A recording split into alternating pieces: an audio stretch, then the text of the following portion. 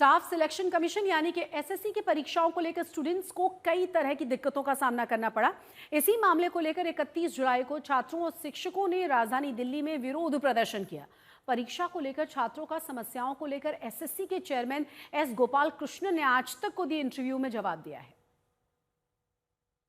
अगर मैं इसे ठीक समझ पा रहा हूँ, and correct me if I am wrong, आप ये कह रहे हैं कि पहले 2018 के बाद से टीसीएस ही अलग अलग सेंटर्स पर एग्जाम करा रहा था और टीसीएस ही एसएससी के अलग अलग क्वेश्चंस भी देता था, के लिए क्वेश्चन पेपर भी सेट कर रहा था जी। जबकि अब ये व्यवस्था है कि एडिक्विटी एग्जाम तो करवा रही है लेकिन क्वेश्चन पेपर एसएससी उनको सेट करके देता है, वो खुद सेट नहीं करते। बिल्कुल बिल्कुल। और वैसे जैसे हमने एग्जाम कंडक्टिंग एजेंसी चुना है, वैसे हमने इसको बोलते हैं कंटेंट एजेंसीज, जो हमें क्वेश्चंस बना के देते हैं। वो एक अलग प्रक्रिया है और वो दूसरी मैकेनिज्म से डिजिटली हम क्वेश्चंस इनको देते हैं और एजेंसी टेस्ट करवाता है। तो हाल ही में कुछ स्टूडेंट्स का ग्रीवेंस था कि क्वेश्चंस में कुछ कमी थी, कुछ गलतियां थी। ये सब जो है मानना पड़ेगा, छोटी मोटी गलतियां थी, लेकिन इसका एजेंसी का सीधा जोड़ नहीं है। सिस्टम से जो क्वेश्चन आता है वही दिखाया जाएगा। देश भर में 1 लाख लोग भी लिखेंगे, उनको तो वैसे ही दिखेगा। तो उसके बारे में मैं एक और बात भी कहूँगा कि क्वेश्चंस जनरेट के लिए हम कैसे करते हैं। दूसरा बहस भी कुछ मीडिया में आया है कि एआई क्वेश्चन जनरेट कर रहा है जी। तो मैं तो ये आश्वासन दे सकता हूँ, हर एक क्वेश्चन कोई एक्सपर्ट, जिसको हम एसएमई बोलते हैं, सब्जेक्ट मैटर एक्सपर्ट, बैठ के क्वेश्चन तैयार करता है ऑनलाइन पोर्टल में। दूसरा आदमी उसको देखता है कि भाई ये ठीक है कि नहीं, और उसके बाद दूसरी टेबल में जाता है जो उसको अनुवाद करता है। तो ज़्यादातर एग्जाम हिंदी अंग्रेजी में है। मेरे कुछ 3-4 एग्जाम्स ऐसे भी हैं जो 15 भाषाएं में ही हैं, मतलब हिंदी अंग्रेजी छोड़ के। तो वहाँ जब क्वेश्चन निकलता है लगभग 30-31 लोगों उसको क्लियर करते हैं।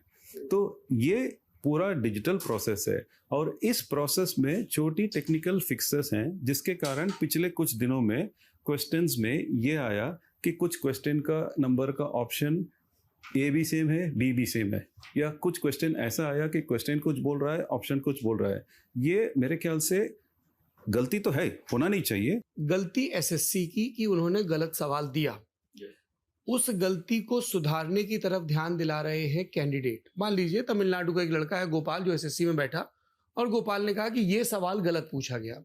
अब एसएससी उससे कह रहा है कि first you submit 100 rupees, then only हम तुम्हारे इस आर्ग्यूमेंट को एक्नॉलेज करके चेक करेंगे।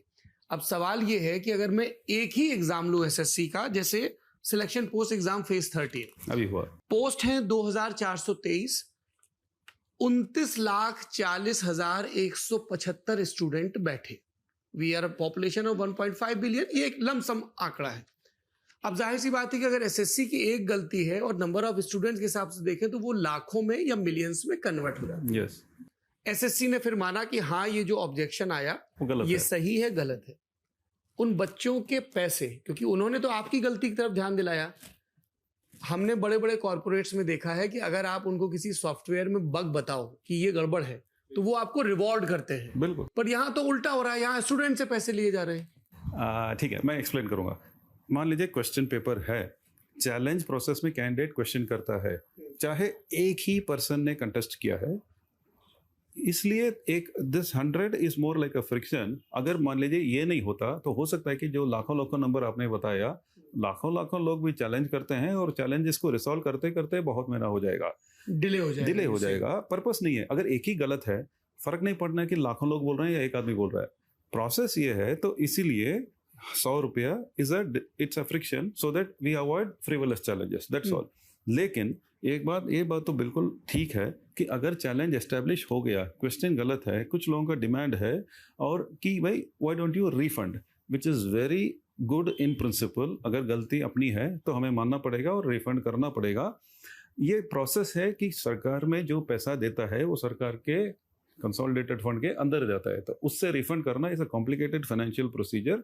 वी विल वर्कआउट समथिंग, मतलब कुछ सिस्टम ले आएंगे कि चैलेंज में जो कॉन्टेस्ट करता है और चैलेंज एस्टैब्लिश होता है कि क्वेश्चन गलत था, कम से कम उसका पैसा डेफिनेटली रिफंड करना है। क्योंकि कुछ मीडिया में ये भी आ रहा था कि ये गलत क्वेश्चन से एसएससी पैसे बना रहा है। मतलब ये इट इज बेसलेस बिकॉज जो क्वेश्चंस के चैलेंज के लिए कैंडिडेट पे करता है वो कंसोलिडेटेड फंड में गवर्नमेंट को जाता है। हमें कोई इंसेंटिव नहीं है, मतलब 1000 क्वेश्चन गलत करेंगे तो एसएससी को 1000 क्वेश्चन का पैसा मिलेगा, ऐसा कुछ है नहीं है। लेकिन प्रिंसिपल ठीक है कि चैलेंज हुआ तो पैसा रिफंड करना है। It is a honourable, it's a good demand, we will work towards achieving that. It's only a procedural issue. आप सर ये कह रहे हैं कि हम सेंटर जो है, आपने कहा कि हम प्रेफरेंस के हिसाब से देते हैं, जो 3 सेंटर होते हैं, पर हमारे सामने सिटीज जी, हमारे सामने कई ऐसे केसेस हैं जिसमें स्टूडेंट्स को 1200 1400 किलोमीटर दूर के और उनकी प्रेफरेंस से इतर सेंटर दिए गए, जिसकी वजह से उनको बहुत दिक्कत हुई। और इसमें जाहिर सी बात है कि हमेशा ऐसा नहीं होगा कि इकोनॉमिकली बहुत वेल ऑफ फैमिलीज के लोग हों। तो अगर हम 200-300 किलोमीटर के भीतर ही एक उनको रोबस्ट सिस्टम दे सकते हैं, तो इतनी दूर फेंकने की क्या जरूरत है स्टूडेंट को? ये again it's more like a transitional problem. जैसे मैंने कहा, ये हमारे पुराना एजेंसीज को बड़े शहर में बड़े सेंटर्स थे, बाकी छोटे सेंटर्स हैं, इसलिए ये इनिशियल डिसरप्शन है। हर एग्जाम में ये नंबर कम होता जाएगा और मेरा आइडियल यह है कि एक सिचुएशन पहुंचे कि कैंडिडेट को सबको अपना चॉइस वाला सेंटर दे दें। ये संभव है जब more and more centres, good centres, reliable centres पकड़ में आए। लेकिन स्क्यू कैंडिडेट कहाँ से आते हैं और कहाँ लिखना है, उस डिस्प्यूट के कारण थोड़ा होगा। लेकिन 200 भी मैं समझता हूँ ज़्यादा है। मैक्सिमम 1 घंटे में पहुँचने, 2 घंटे में पहुँचने लायक सेंटर ठीक है, उससे ज़्यादा नहीं, और कम करेंगे। कोई आपने इसके लिए टाइमलाइन सोची है? हर एग्जाम टाइमलाइन है, मतलब नहीं, ये कि हम ये सेंटर वाले इश्यूज को for once and all I will fix. नहीं, मैं यही कहूँगा, each exam is different. 30 lakh वाला एग्जाम और 10 लाख वाला एग्जाम में फ़र्क है। बट हम अपने वेबसाइट में पब्लिश करेंगे कितने लोगों को फर्स्ट सेकेंड चॉइस दिया। वो नंबर देखते ही आपको पता लगेगा कि भाई सेंटर कितने लोगों को ठीक मिला कि नहीं मिला।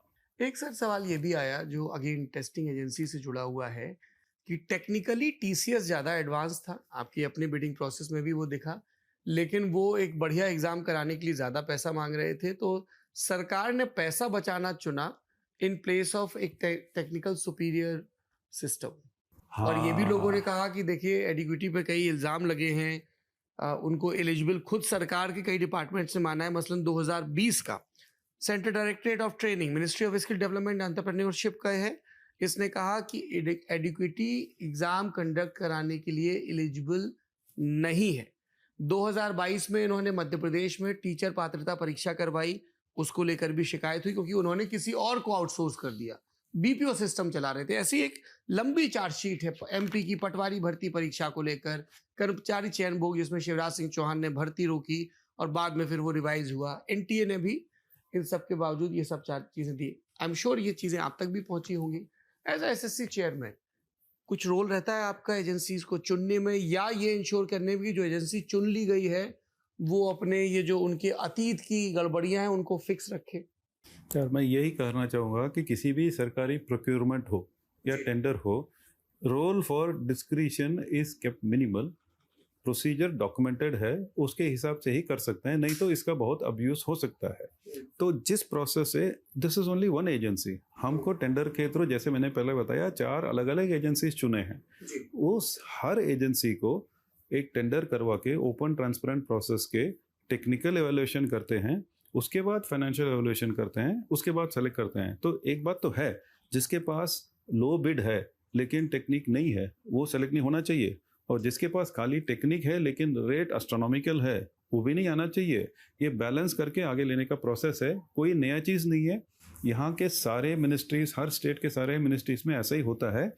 मेरा यही कहना है कि ये पूरा प्रोसेस जो है ट्रांसपेरेंट है, पब्लिक डोमेन में है। कोई भी अभी सीपीपी पोर्टल में जाके इस टेंडर से जुड़ा हुआ सारे ट्रांजैक्शंस को देख सकते हैं और पता लग सकता है कि भाई कौन कैसा किसी एजेंसी को सेलेक्ट करता है।